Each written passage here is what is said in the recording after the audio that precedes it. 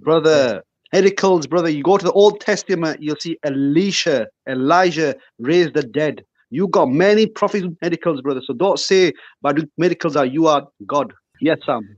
Hey, brother Shamoun, how are you? Yes. Adam, can I just give you advice? One advice? Yes, sir. He would not win with you verse by verse. Because even the analogies he gave you, he said Elisha raised the dead, right? Right. He did. Can I let me see? This is why Safras. Sam, let me talk with him, man. You have to talk now. Hold on. We'll be patient. Anam, it's not the miracles that prove Jesus' deity. It's the claims he made, which the miracles confirm. I'll give you an example. This is where he's attacking strawman. Usually you want to steel man your opponent. Make their best argument. So I want Safras or any Muslim to show me Elisha or Elisha or Elijah when they prayed to raise the dead, using that miracle to prove that they are the resurrection and the life. Because if you go to John 11, 25, 26, when Jesus raises Lazarus, it's to prove that he is the resurrection and life. Now, according to his Tawheed, that would be two names of Allah, because Allah is Al-Bayyith, right? And Al-Hay or Al-Hayat. Al-Hay, more specifically. Jesus did miracles to confirm the claims he made that no prophet made and only God can make. I am the resurrection life. So my challenge to the Fras is, show me anyone in the Quran, because he believes in the Quran, or in the Old Testament, that did a miracle to confirm the names that even his religion attribute to God. Al-Bayyith and Al-Hay. So this is a false analogy. And then the analogy with Adam, he knows not to use this argument. Because I'm going to ask you, Anam, you're very intelligent. Could Adam have been born of any parent if he's the first man? So just the circumstances in which Adam was created necessitates he would be created in a unique manner. He's the first man. But why did Jesus need to be born of a virgin after all those thousands years of sexual reproduction? Why him being born of a virgin when it wasn't necessary? Because Adam's situation was that he's the first man. He couldn't have parents or he wouldn't be the first man. Some, but them Jews are proper. Their hearts are hard and they were on the truth. So what Allah did, he showed Israel a big miracle with Jesus, and even with that big miracle, it's still The Quran was a terrible miracle. You know why? Yeah? Safras, it shows you don't read your Quran. It was a terrible miracle because it big required miracle. Jesus. Well, let me explain from your Quran, if you give me a chance, from your Quran. What kind of miracle was this for the Jews when it required Jesus to speak as an infant to vindicate the slander against his mother? That was a pathetic miracle because no one could verify she conceived and gave birth as a virgin. So then Allah had to make Jesus speak as an infant to vindicate her honor. What a terrible miracle for the Jews. No, it wasn't. Yeah. Why did Jesus speak as an infant in Surah Al-Maryam then? Because they question saying that how on earth can you be pregnant? Thank you for proving my point. Woman, but then Jesus spoke to him. He spoke to him in the cradle to show. To show what? That she didn't conceive him illegitimately. So it was a sucky miracle to convince the Israelites if it required another miracle to then silence the slander. Oh, come on. Because their hearts are hardened. Their hearts are always hardened. Even today, their flipping hearts are hardened. Oh, so if their hearts are hardened, that means you're showing that the miracles were useless. So then why do the miracles? Thank you so much. Come on, man. Many prophets come and show miracles to him, but they still rejected. Many prophets come to him. Buddy. Anyway, so Anam, just I want you to continue the discussion. When he tells you other prophets did the miracles, that's not the Christian argument.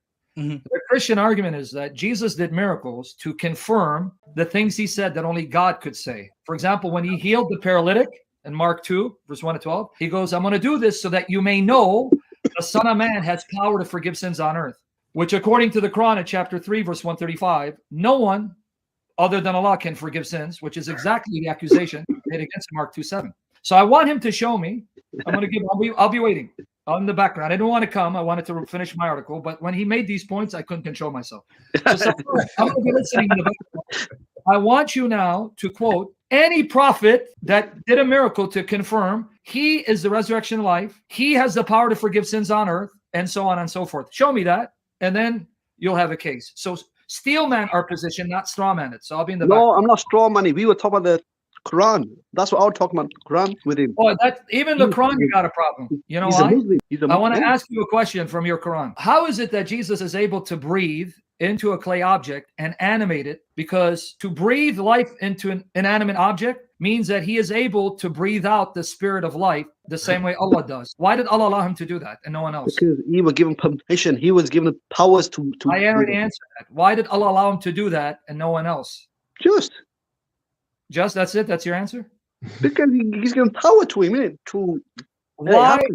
Come Why on. all this for Jesus, where he's making Jesus comparable to him? Like Allah, Jesus breathes out life into an inanimate clay. Like Allah, Jesus raises the dead. So why is Allah doing it for Jesus and even causing Jesus to be conceived miraculously? He doesn't do it for anyone. Not even the thing is, Sam, you're just avoiding the main verses where Allah says that whoever says he has a son will be in hell. So if you believe Jesus is a son, hold on. The Quran has a mother. Eh? The Quran has a mother. What do you know about the Quran? What are you on about, Sam? What are you on about? Yeah, chapter 43, verses 3 to 4, it says, and this Quran is in the mother of the book that is with us. Wait, come on, context, Sam. I'm making my point. You can talk over me. That shows you're scared. I'm not.